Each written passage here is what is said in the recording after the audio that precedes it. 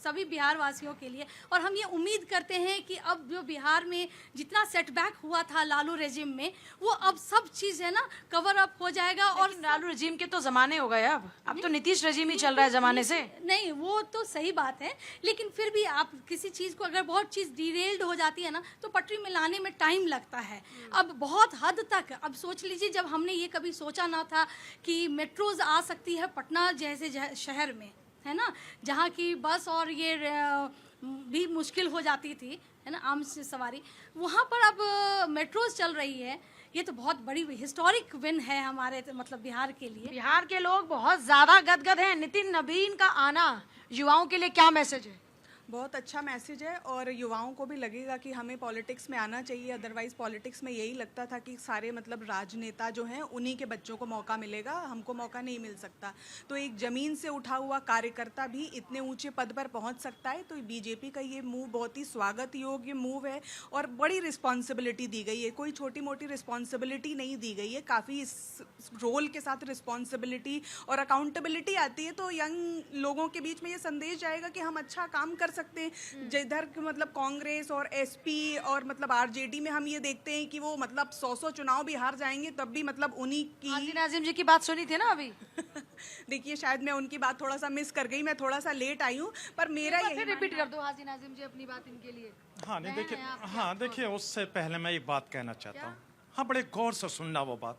सब गौर से ही सुनते हैं आपकी बात। देखिए अब जब बात यहाँ पे आती है तो मैं कुछ कहना चाहता हूँ कि 2014 से पहले ना तो सूरज था, 2014 से पहले ना चांद था, ना 2014 से पहले हिमालय था, और ना 2014 से पहले ये पेड़ थे। ये सब कुछ 2014 में तो आके मिले, और देश को आजादी भी 2014 में मिली है। भाई ऐसा तर्क इनके नेता कहते हैं, ऐसा तर्क देते हैं इनके नेता। आप थे कि नहीं 2014 के पहले? देखिए, मैं तो 1947 से भाई, मैं तो अपने 1947 वाले अपने बुजुर्गों की आजादी को मानता हूँ कि भाजपा ने पेड़ पौधे देखे थे कि नहीं 2014 के पहले? वो तो थे। हाँ, सुन लीजिए, सितारे कुछ भी नहीं थे उसके पहले तो। देखिए भाई, मैंने कहा कि 1900, सुन लीजिए भाई, मैं तो 1947 में जो मुल्क आजाद हुआ था उसकी बात कर रहा हूँ। जब इनको कागज दिखाने की बात आई तो 1947 पे पहुंच गए। अब ये नहीं बोलेंगे कि बकरी खा गई है कागज दिखाएं। बकरी कागज ही खा रही थी ना 2014 से पहले। वो है ना, वो अब्दुल की बकरी कागज तो हमारे, बकरी इनकी खा रही है। तो बताइए अब बकरी को, पेड़ तो थे नहीं, अब्दुल के कागज खा गई बकरी। पेपर हमारे, बकरी इनकी, कागज खा गई तो इन्हीं तो पकड़ेंगे। नहीं 2014 से पहले पेड़ कहाँ थे? ये बकरी कागज खा रही थी। तो आप ही तो बोल रहे थे कि 2014 से पहले नहीं थे। मैंने कहा 2000 की बकरी भी नहीं थी। तो ये सारे के सारे लोग ना रोजगार देते हैं। ये पता है कौन सा रोजगार देते हैं? मुसलमान युवाओं को पत्थर मारने का, पुलिस पे पत्थर मारने का। इन्होंने ये रोजगार दिया हुआ है। ये बात कर रहे थे रोजगार की। पब्लिक उधर तालियां बजा रही है जी। युवाओं में उम्मीद जागी कि नहीं जागी? मैम बहुत जागी है, और मैं बताना चाहूँगा कि सबसे पहले तो नवीन जिनका जो भी स्वागत किया है, बहुत नवीन जिनका बहुत अच्छा है।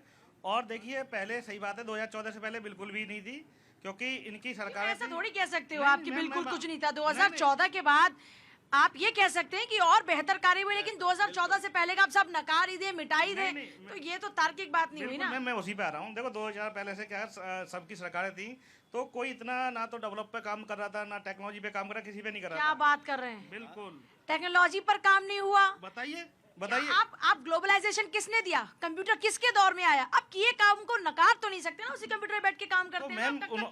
मैम उन्होंने किया तो उसको क्यों नहीं, आज की डेट में कितना टेक्नोलॉजी क्यों नहीं बाहर से क्यों इम्पोर्ट कर रही थी? अरे अब आप पहले बचपन में छोटे थे, तब आप गलियों में घुमा करते थे शॉर्ट्स पहन के। अब आप बड़े हो गए, जेंटलमैन बन के घूमते हैं। वक्त के साथ हर चीज होगी ना।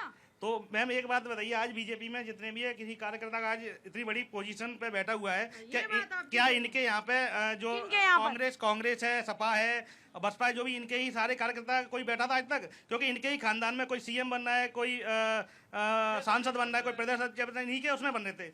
आज बीजेपी में अलग अलग जो बेचारा नीचे से ही काम कर रहा है, वो भी आज इतनी लेवल पे पहुंचा हुआ है, क्योंकि ये इनकी आज मैं कार्यकर्ताओं को उनका सम्मान मिलता है। इतना नितिन नवीन जी नया चेहरा के आज प्रेजेंट कर रहे हैं देश को।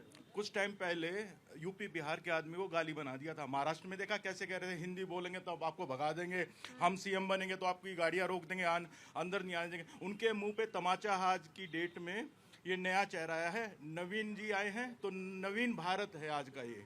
और आने वाले टाइम में आपके लिए नए रोजगार, नए अवसर तलाशेंगे बिहार में। हाँ, आज मंच से एक बड़ा मैसेज पीएम मोदी ने दिया कि हम अपने भारत को विकसित भारत बनाएंगे। जा रहा है, विकसित भारत बनने की तरफ धीरे धीरे अग्रसर हो रहा है। हमारा जो विदेशी मुद्रा भंडार कभी 300 अरब डॉलर से पार नहीं हो पा रहा था, कितनी भी कमाई होती रहे, कहीं से भी आता रहे, वो 260-65 अरब डॉलर पिछले 10 साल से चल रहा था, अब 700 अरब डॉलर पे पहुंच गया। कैसे पहुंच गया? ये विकसित भारत की तरफ पहला कदम है ना। धीरे धीरे बढ़ रहे हैं हम अपने मकसद की ओर। जब पीएम मोदी कहते हैं कि मैं कार्यकर्ता हूँ, ये मेरे बॉस हैं, तो आम पब्लिक को क्या मैसेज जाता है? आम पब्लिक को यही मैसेज आता है, नितिन नवीन जी को पोस्ट मिली है। पोस्ट मिलना एक कह सकते हैं कि एक भारतीय जनता पार्टी में अध्यक्ष की पोस्ट मिलना बड़ी बात है, लेकिन पोस्ट को उसी हिसाब से निभाना बहुत बड़ी बात है।